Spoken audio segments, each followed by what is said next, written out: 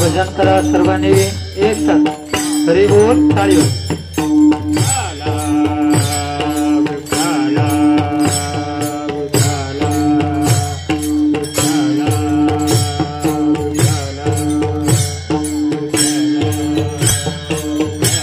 ताळी ताळी ताळी एक साथ हरी बोल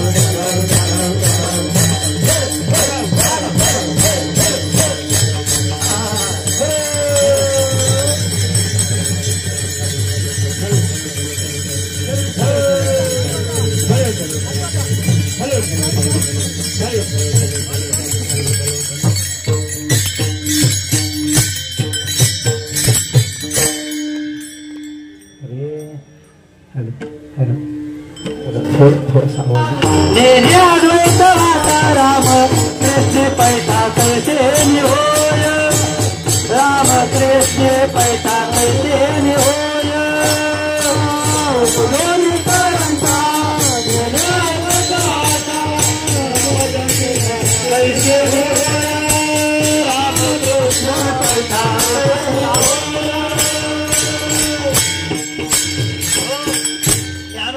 दुसरा टोला आपल्याला दिला उपजोनी कोण जो अद्वैताची वाट जाणत नाही. मग आता प्रत्येकाने आपापल्या मनाला प्रश्न विचारायचा, आपण अद्वैताची वाट जाणतो का? जो जाणत असेल त्याच्यासारखा भाग्यवान तोच, आणि जो जाणत नसेल ज्ञानोबांच्या दृष्टीने तो तुमचं तुम्ही म्हणा. उपजोनी करंता नेने अद्वैत रामकृष्ण पैठा केशरी होय. मायबाप, माझा सांगण्याचा मुद्दा असा आहे, जीवनामध्ये तुम्हाला मला आपल्या प्रत्येकाला अद्वैत तत्वज्ञान कळालं पाहिजे, ब्रह्मज्ञान कळालं पाहिजे. हा सर्व संत विचाराने आग्रह धरला, अट्टहास धरला, आणि हाच अट्टहास का धरला? प्राप्त व्हावं म्हणून. मग आता तुम्हाला आपल्याला याची गरज कळाली, बरोबर ना? याची गरज कळाली. का कळाली? कारण आपण जोपर्यंत ते प्राप्त होत नाही तोपर्यंत जन्म मृत्यूच्या राहत गाडग्यातून बाबा सुटत नाही. आणि नंबर 2 काय, जर ते प्राप्त झालं नाही तर आपल्यासारखे करंटे आपणच आहोत. मग ही दूषण आपल्यावरती न लागण्याकरता आपल्याला ते तत्वज्ञान प्राप्त झालं पाहिजे. आणि मग जर ते तत्वज्ञान तुम्हाला मला प्राप्त व्हावं जर असं वाटत असेल तर याच्याकरता काय करावं, याच्या पहिल्या पायरीचा विचार पहिल्या चरणात.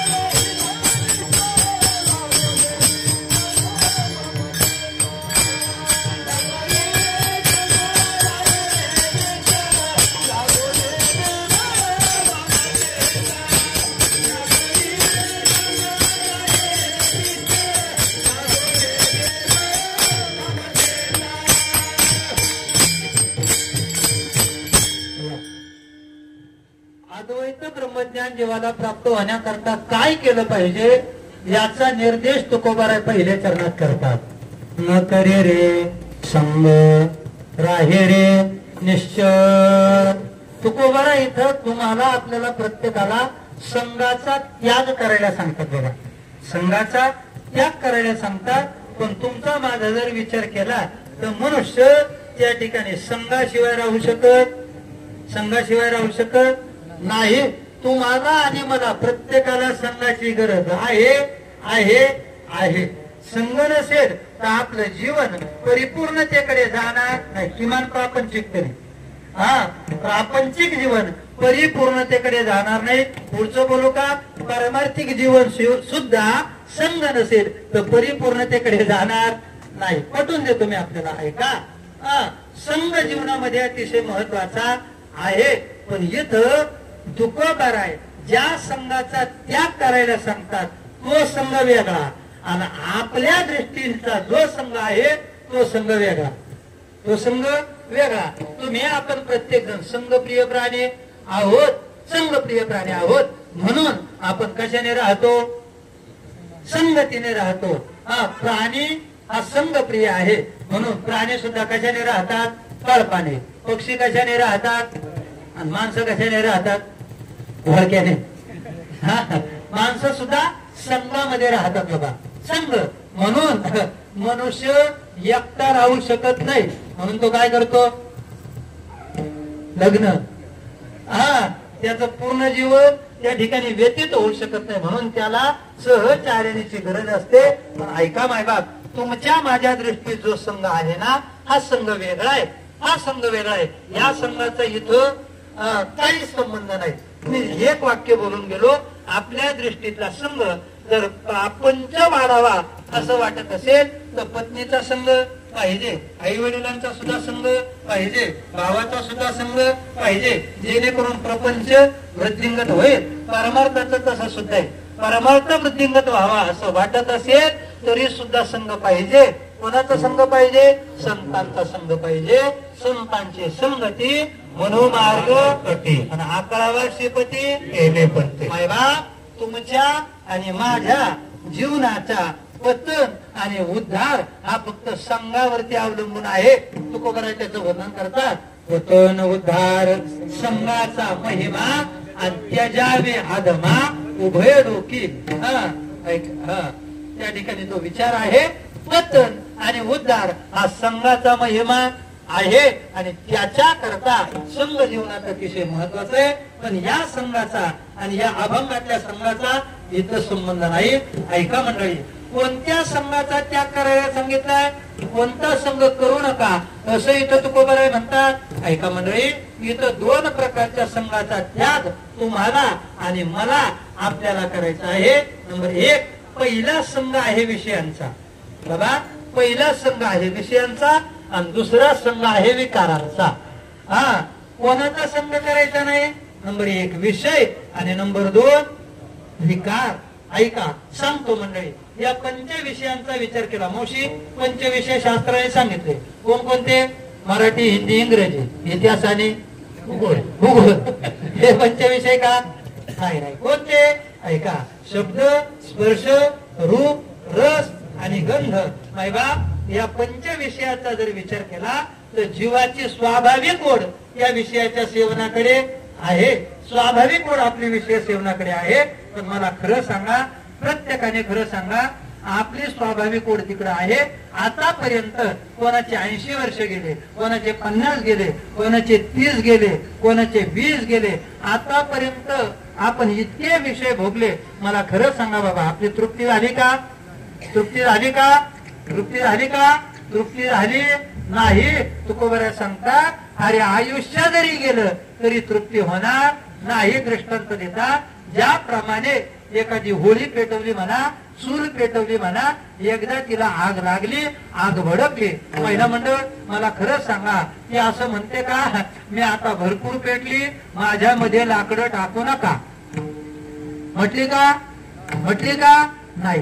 तसं जीव काय करतो? किती जरी विषयाचं सेवन केलं तरी ते विषय असं म्हणत नाही, जीव असा म्हणत नाही तर आता मी भरपूर विषय सेवन केले आणि आता माझी तृप्ती झाली. तुकोबाराय वर्णन करतात, हे विषय सेवनिया कोण तृप्त झाला, विषय सेवनिया कोण तृप्त झाला.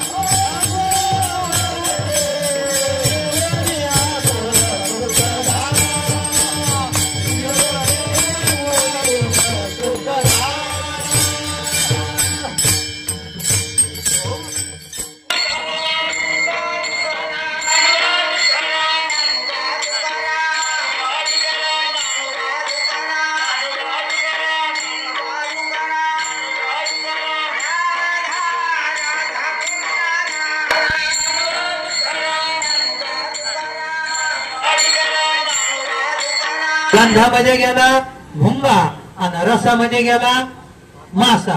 रशात नाही बर का, अशात गेला रसामध्ये गेला मासा. एक एका विषयामध्ये त्या ठिकाणी बाबा एक एक गेला. आणि बरं विषय बाबा इथं सेवन करायला किती गोड वाटतात, हा इथं सेवन करायला गोड वाटतात, पण तुकोबाराय आपल्याला त्याची पुढची गती सांगतात. पुढे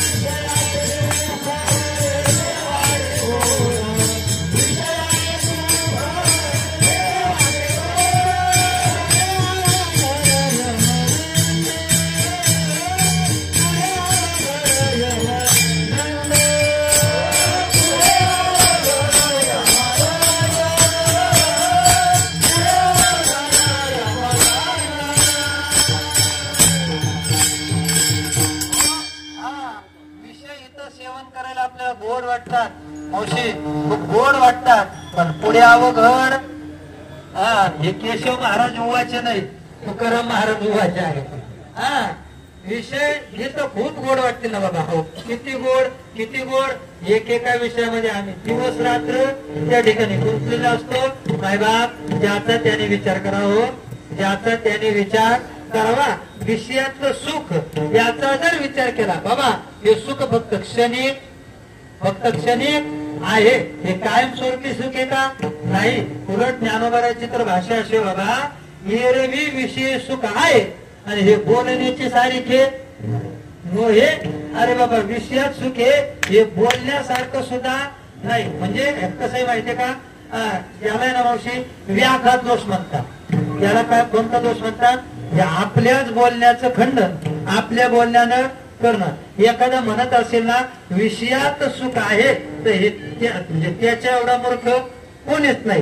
त्याच्याच बोलण्याचं खंडन तो त्याच्या बोलण्यानं करतो. कसं? जुने कीर्तनकार याच्यावरती एक दृष्टांत सांगतात, गोष्ट सांगतात. जगातली सगळ्यात मोठी गोष्ट कोणती गोष्ट? बर का मावशी, एक होती आजीबाई, एक होती आजीबाई, आणि ती लहानपणीच वारली. एक होती आजीबाई आणि ती लहानपणी वारली. या दोनही गोष्टी जशा एकमेकाच्या विरोधात आहेत, तसं विषयामध्ये सुख आहे. हे बोलणं सुद्धा कसं आहे दादा, कसं आहे दादा, विरोधाभासातलं आहे.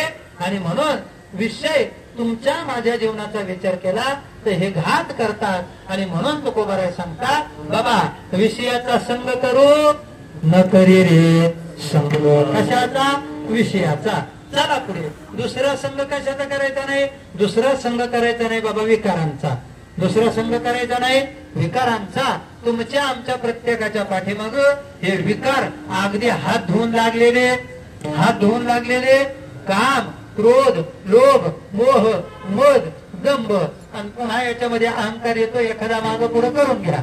हा षडविकार म्हणा, सप्तविकार म्हणा किंवा पुढचे किती जरी तुम्हाला माहिती असतील तेवढे घ्या. आपलं काही म्हणणं नाही, काहीच म्हणणं नाही. पुढचे वाढवले तरी हरकत नाही.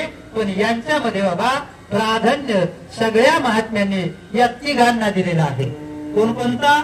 नंबर 1 काम, नंबर 2 क्रोध आणि नंबर 3 लोभ. या तिघांना अतिशय विशेष असं महत्व दिलेलं आहे. या तिघांचाही संघ तुम्हाला मला टाकता आला पाहिजे. काम क्रोधाधिक विकार ऐका आपल्या पतनाला कारण आहेत. भाषा माझी नाही, भाषा माझी नाही. अहो हे 3 अंतःकरणात आहेत. आणि बाबा तो परमार्थाला निघालाय, तो परमार्थाला निघालाय. तो बरोबर आहे. भाषा अशा वापरतात, अरे हे 3 बरोबर घेतले आणि तो परमार्थाच्या वाटेला चाललाय. त्याच्यासारखा मूर्ख तोच.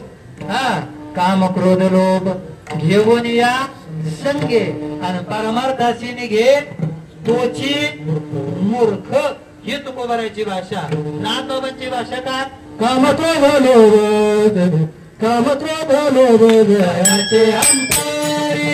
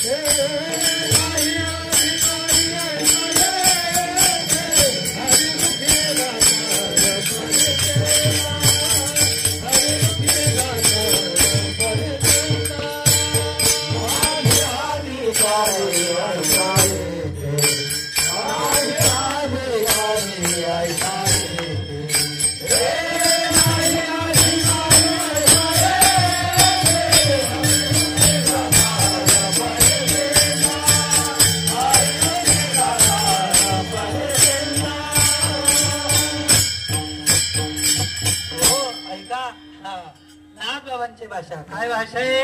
काम क्रोध लोभ जयाचे अंतरी नाही अधिकारी. ऐसा येथे ज्याच्या अंतःकरणात आहेत तो परमार्थाचा अधिकारी सुद्धा नाही. त्याच्या पुढचं बोलू का? की 3ही नरकाची दार आहेत. गीता आम्हाला सांगते, गीता आम्हाला सांगते त्रिविधम नरकस्येदम द्वारम नाशनम आत्मनः काम क्रोध तथा लोभस तस्मादेतत् त्रयम त्यजेत. बाबा काम क्रोध आणि लोभ हे 3ही नरकाची दार आहेत. आणि त्याच्यामुळे त्याचा त्याग करा. ज्ञानोबाराची त्याच्यावरती अतिशय गोड भाष्य करणारी ओवी आहे. ज्ञानोबाराय सांगतात हे 3 जव जागते तव वरी निकियाची प्राप्ती माझे कानही नाही कती देव म्हणे. देव म्हणतात बाबा हे 3 अंतःकरणात आहेत आणि त्याला माझी प्राप्ती झाली असं मी माझ्या कानाने सुद्धा ऐकत, कानाने सुद्धा ऐकत. भाषा देवाची. दिस इज केशव वाच. हा केशव नाही, तो केशव वाच. हा हे त्या केशवानं सांगितलं काय? हे 3 अंतःकरणात आहेत त्याला माझी प्राप्ती होऊ शकत नाही. आणि म्हणून विकार अतिशय घातक आहेत. विकार जीवनातले संपले पाहिजे. विषयांचा त्याग विषयाचा अर्थात संघ सुटला पाहिजे. विकारांचा संघ बाबा सुटला पाहिजे. दुसऱ्या अध्यायात गोड त्याचं वर्णन आहे. काय होतं अगोदर? विषयाचं चिंतन, विकारांचं चिंतन आपल्या अंतःकरणात चालतं. अंतःकरणात त्याचं चिंतन चालू राहिलं तर मग तो विषय प्राप्त व्हावा या प्रकारचा काम अंतःकरणात जागृत होतो. कामाची इच्छा प्राप्त झाली अर्थात इच्छा उत्पन्न झाली आणि मग हे प्राप्त व्हावं, प्राप्त व्हावं, प्राप्त व्हावं हा काम सतत पुन्हा पुन्हा त्या ठिकाणी चेतना येतो. आणि मग पाहिजे असणारी गोष्ट मिळाली नाही तर मग पुन्हा क्रोध येतो. आणि मग या प्रकारे त्याचा त्या ठिकाणी राहत त्याचा शेवट होतो. ज्ञानोबा गोड वर्णन करतात. ध्यायतो विषयान पुंसस संगस्तेषु उपजायते संगात संजायते कामात कामात क्रोध होबी जायते.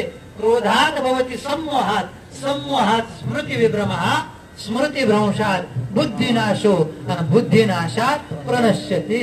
या प्रकारचा विचार त्या ठिकाणी आहे.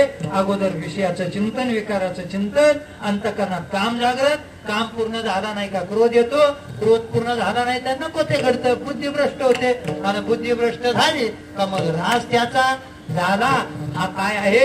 विचार आहे. आणि हा विचार आपल्याला त्या ठिकाणी काय केला पाहिजे?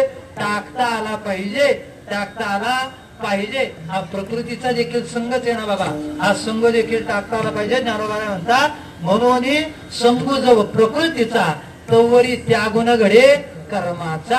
हा संघ मायबाप तुम्हाला मला प्रत्येकाला टाकता आला पाहिजे. आणि म्हणून श्री तुकोबाराय सांगतात न करे रे संघ राहे रे निश्चळ.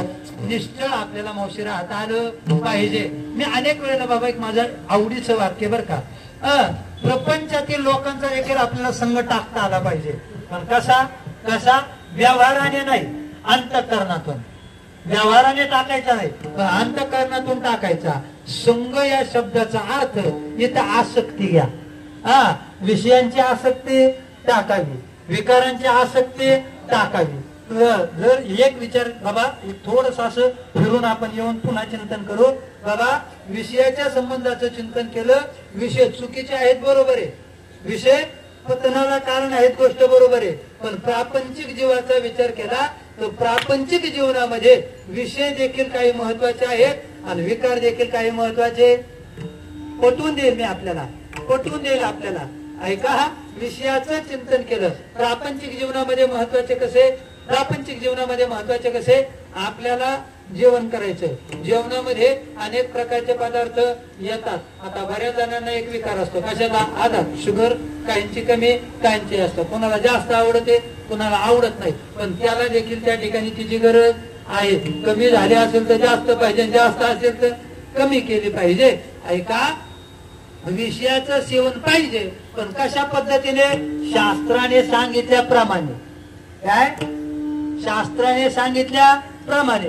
आणि शास्त्राने सांगितल्याप्रमाणे विषयाचं सेवन केलं तर ते त्यागाच्या प्रमाणे असतं. तुकोबाराय सांगतात विधीने सेवन आणि विषय त्यागाचे समान. शास्त्राप्रमाणे त्याचं सेवन केलं तर ते त्यागाप्रमाणे होत. विकार सुद्धा पाहिजे ना, विकार सुद्धा पाहिजे ना, काम पाहिजे. पण कधी काम पाहिजे? कधी? फक्त स्वस्त्रीच्या संबंधानं त्या ठिकाणी काम पाहिजे. सीमेवरती जवान लढत आहेत, सीमेवरती जवान लढत आहेत आणि आपण जर असं म्हटलं यांच्यात काहीच क्रोध नाही, ते काही कामाचे काम. शत्रू येतीलही बी आणि कब्जा करून निघून जातील, तिथं सुद्धा क्रोध पाहिजे. तिथं काही ठिकाणी लोभ सुद्धा पाहिजे. पण कुठं? शास्त्र म्हणेल तिथं विकार पाहिजे, शास्त्र म्हणेल तिथं विषय पाहिजे. शास्त्राप्रमाणे विषय आणि विकार याचं सेवन असलं तर ते त्यागाप्रमाणे आहे. माझी भाषा नाही, तुकोबाराय सांगतात विधीने सेवन आणि विषय त्यागाचे समान. आणि म्हणून हा अत्यंत महत्वाचा विषय आहे. इथं संघ या शब्दाचा अर्थ आसक्ती म्हणून घ्यायचा. प्रपंचामध्ये सुद्धा संघ पाहिजे, पण तो कशा करता? व्यवहारा करता. आतून अडकायचं नाही. बाबा माझं एक वाक्य काय महत्वाचं आहे, मी कायम सांगत असतो. ऐका बरं का मावशी, आपल्याला सगळे असल्याचा आनंद असावा. काय सांगतोय? सगळे असल्याचा आनंद असावा, पण कुणी नसल्याचं दुःख नसावं, कुणी नसल्याचं दुःख नसावं. आणि म्हणून त्या ठिकाणी प्रत्येकाने आसक्तीचा त्याग करावा. पण आपली आसक्ती जाते का? आसक्ती जाते का? हो, नाही जात. आम्ही इतके आसक्त आहोत का आमच्या आसक्तीला पर्याय नाही. आणि ती आसक्ती का असते? ती आसक्ती असते मायेमुळं. ती आसक्ती असते मायेमुळं. आम्ही मायेच्या आहारी गेलो बघा, मायेच्या आहारी गेलो. किती आसक्त आम्ही. बरं, ज्याच्यावरती माया लावली त्याची माया कायम आपल्यावरच असेल अशी शाश्वती आहे का? आणि आपण ज्याच्यावरती माया लावली आपली सुद्धा त्याच्यावरती माया कायमच असेल. शाश्वती. पण तरी सुद्धा आपण आसक्त. पटवून देऊ का तुम्हाला?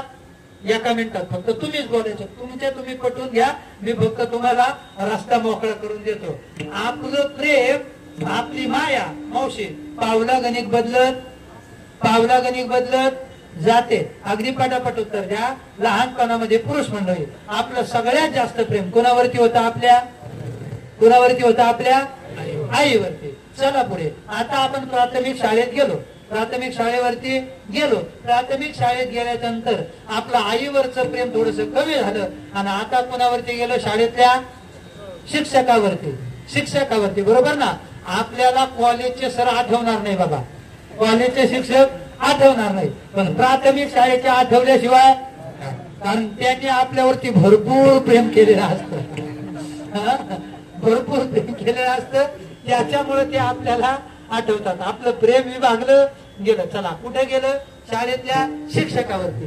चला पुढे. आता आपल्याला नोकरी लागली, आता मित्रमंडळी जमले. आता शाळेतल्या शिक्षकावरचं प्रेम कमी झालं आणि नोकरीवरती असलेल्या मित्रमंडळीवरती वाढलं. आता नोकरी झाली, आता छोकरी मिळाली, आता प्रेम कोणावरती गेलं? छोकरीवरती. बरोबर, गेलं 100% आहे का? आता चला पुढे. पत्नी मिळाली बाबा, प्रेम बायकोवरती गेलं. आता मला सांगा, जितकं प्रेम लग्न झाल्यावरती बायकोवरती होतं, खरं सांगा पुरुष मंडळी, पहिला मुलगा झाल्यावरती तेवढंच राहिलं का? आता कोणावरती गेलं? मुलावरती गेलं. चला पुढे. मुलगा मोठा झाला, त्याचं लग्न झालं आणि पुन्हा त्यालाही मुलगा झाला. आता प्रेम कोणावरती गेलं? नातवावरती. असं पहाटपर्यंत सांगत राहिलो तरी संपणार. पावला गणित प्रेम आपलं बदलत जातं आणि इथं या आपल्या प्रेमाचा विचार केला तर हीच आपली आहे आसक्ती. आपण पत्नीत आसक्त होतो, मुलात आसक्त होतो, नातवात आसक्त होतो, पैशात सुद्धा आसक्त होतो. या आसक्तीचा त्याग करायला सांगितलेला आहे. यालाच म्हणतात माया आणि याच मायेचा मळ तुमच्या माझ्या जीवनाला लागता कामा नये. ही पारमार्थिक भूमिकेची दुसरी पायरी. पहिली पायरी न करी रे संग, राहे रे निश्चय. बाबा संग करू नको, आसक्तीत राहू नको, निश्चय राहा, स्थिर राहा. हे सगळे आपलेच आहेत हा विश्वास अंतःकरणात ठेव. पण ते कशा करता? फक्त व्यवहारा करता. व्यवहार त्यांच्याकडून करून घ्यायचा आणि कसं राहायचं संसारात? संसारी असावे असोनी आणि भजन करावे वेळोवेळा. आलिप्त कमळ कळी जैसे. मावशी चिखलात कमळ असतो आणि मग मला खरं सांगा, चिखलात असलेला कमळ स्वतःला चिखलाचा स्पर्श होऊ देतो का? होऊ देत नाही. आपलं जीवन सुद्धा त्याच प्रकारचं असावं दादा, त्याच प्रकारचं असावं. संसारात असावं पण आसक्त नसावं. व्यवहार करावा आणि अलिप्त राहावं. बाबा मुलांची लग्न झाली ना, त्यांच्या मार्गाला आहेत ना, तुमचं तुम्ही पहा. मी माझ्या भाषेत बोलू का? तुमचा तुम्ही घोळ घाला. आम्हाला सांगू, आम्हाला 2 टायमाचं व्यवस्थित द्या. आतापर्यंत जे करायचं ते आम्ही केलं, आता पुढे आमची जबाबदारी नाही. पण मी आमच्या गावाकडचं सांगतो, म्हातारे त्या बेडवरती पडलेलं असतं, वाटला खेळलेलं असतं, 90 वर्ष वय झालेलं असतं, तरी पोरांना म्हणतो, पोरं हो एवढी वरच्या वावरातली पाईपलाईन करून घ्या, मग मी मारायला. तरी आमची आसक्ती सुटली नाही. मायबा कशामुळे आसक्ती झाली? मायेमुळे आसक्ती झाली. आणि म्हणून आपण काय करायचं? या मायेचा बळ त्या ठिकाणी आपल्याला लागू द्यायचा नाही. कोणत्या मायेचा? प्रापंचिक मायेचा मळ चित्ताला लागू द्यायचा नाही, अंतःकरणाला लागू द्यायचा नाही. आणि मूळच लावायचा असेल, मायात लावायची असेल तर कोणावर लावायची? देवावरती लावायची. जशी साधू संतांची होती, वैष्णवतो जया अवघी देवावरी अवघी माया देवावरी लावायची. जर देवावरती माया लागली तर कल्याण झाल्याशिवाय राहणार नाही. आणि प्रपंचावरती माया लागली तर पतन झाल्याशिवाय राहणार नाही. याच्यामुळं मायेचा बळ त्या ठिकाणी टाकायचा आणि ती माया देवाच्या चरणारविंदी लावायची.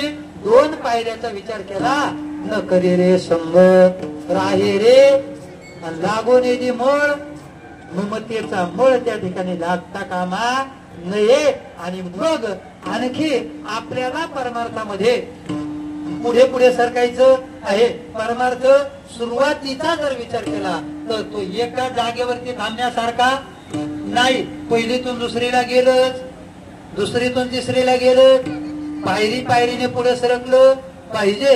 आणि म्हणून या 2 प्रकारच्या भूमिका जीवनात प्राप्त झाल्या का मग तिसरी सुद्धा भूमिका प्राप्त झाली पाहिजे. त्या तिसऱ्या भूमिकेचा विचार अभंगाच्या 3ऱ्या चरणात तिसऱ्या